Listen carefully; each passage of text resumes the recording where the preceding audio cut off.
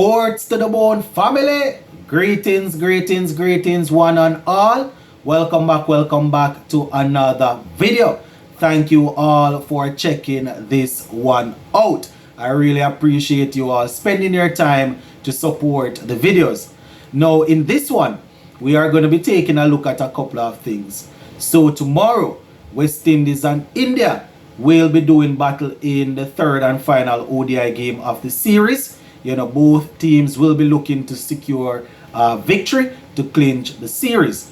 Now, I have my playing 11 here alongside the batting order. I have actually shuffled the batting order somewhat, so you're going to want to pay attention to that. So just look at it and let me know what you think. Also, I'm going to be talking about an interview that was done by the India head coach, Rahul Dravid.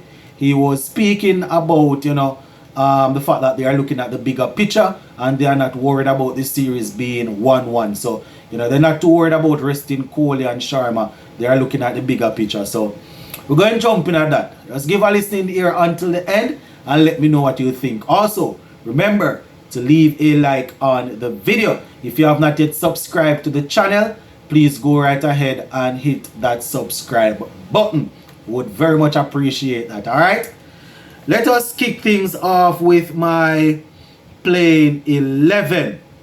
So this is basically the same team, just that I'm switching up, the batting a little bit. Now, I am well aware that we want to see Sinclair in the game.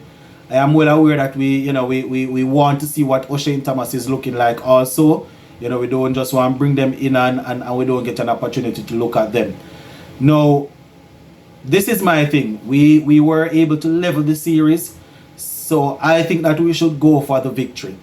And in my opinion, the best thing to do, if the pitch isn't saying something totally different, if there's no read on the pitch that it's going to be totally different, I would say, stick with the same playing 11, probably change up the batting order a little bit and go.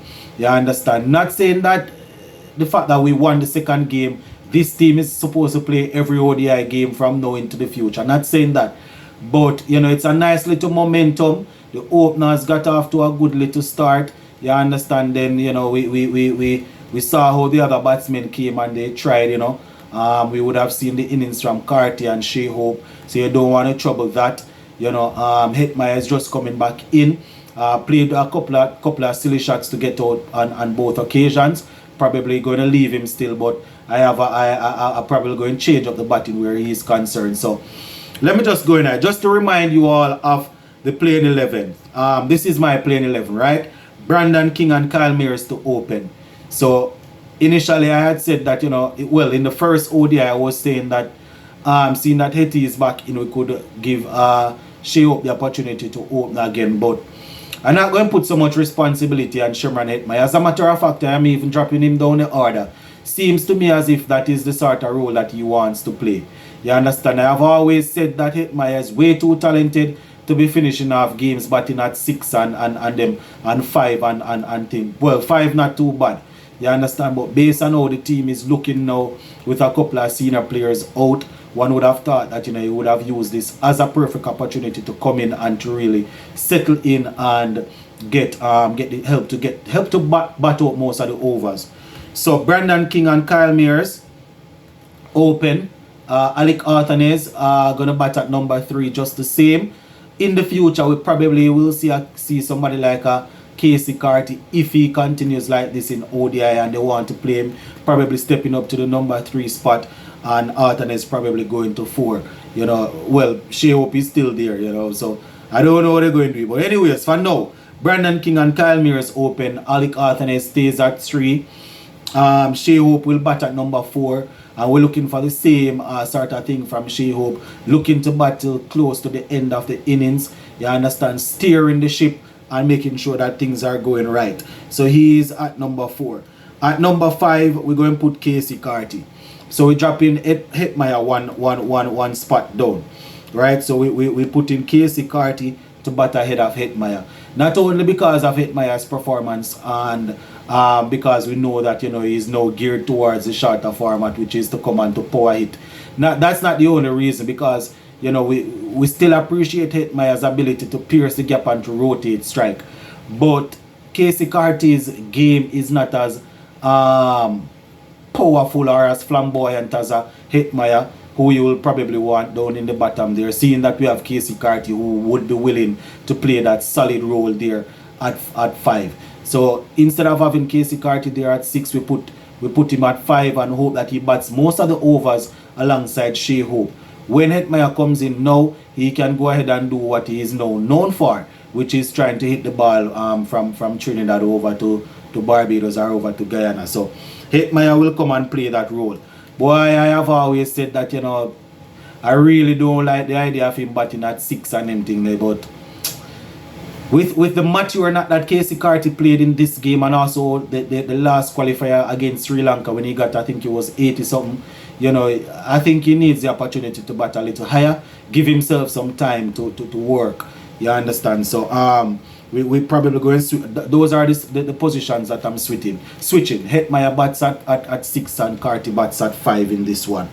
Romario Shepherd, he didn't get a chance to bat, so hopefully if it gets down to Romario Shepherd, he will chip in, give us some runs. Then we have Yannick Correa, Alzari Joseph, Godekish Moti and Jaden Seal. So it's basically the same playing 11, you know, depending on how the game is going. If we have somebody like a Shimron Hetmeyer who is at the crease, we probably can send a Yannick Correa, and then Romario Shepherd can come after, because we know Hetmeyer gonna bring the power. Correa can be there in case, you know, we are being pinned down. He can try and rotate the ball, you know, tick the ball around, and then we could use Romario Shepherd after. So as I said, basically the same playing 11. Just wanted to remind you guys of what 11 sounds like, and then you know, just shifting those two spots, Hetmeyer and Casey Carty, right? So that is how my playing 11 and batting order look. As I said, I really wanted to get a look at Sinclair and O'Shane, but seeing that we're able to level the series, I just go and go with the momentum. As I said, if there is no drastic difference where the pitch is concerned, I am working with the same guys there. You understand? I don't see any reason to really change it up if the pitch is not dictating that. If the pitch dictates that you don't need 2 spinners, then probably bring in another pacer and sacrifice one of the spinners. So that is how it looks. All right, finishing up with the with the coach for India, Royal Dravid. Now I was looking at the ESPN Cricket Info, and he was doing his interview.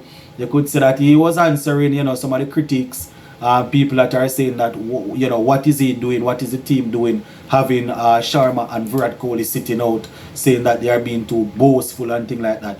But Coach Dravid is saying, listen, we're not too worried about the outside noise like that. You know, they are basically looking at the bigger picture. You know, he's saying that the Asian Games are coming up, and also, you know, the World Cup is coming up, which will be in India. So, you know, he's saying that was the last, this is the last really good opportunity for them to get a look at a couple of other players, you know, just to see what they are, what they have to bring to the table. So, you know, according to him, he's not too worried about a series being at 1-1. It could be the case where he knows that he's going to bring in back the two big quote-unquote superstars for the final game to wrap it up. He's probably confident that way. Or it can be a case where, you know, he's still going to leave out 1 or 2 of the senior guys just to give other guys an opportunity. But whichever way it goes, my peeps, Dravid is saying, listen, he's not focusing on this. You know, he's just looking at the bigger picture. With the World Cup going on in their neck of the woods, you know, you think they're going to want to try and win, because, you know, he's already under pressure. And can you imagine him, you know, doing something like this in this series, especially if they don't win the series and then go into the World Cup and don't win it? You know, you can imagine that he would be sacked. So yeah, that is basically it for this one. I'm going to leave it right here for now. Later on, you can tune in. I will have some more updates about the game tomorrow, and probably will touch on the Major League Cricket finals, which was last night. Big up on yourself.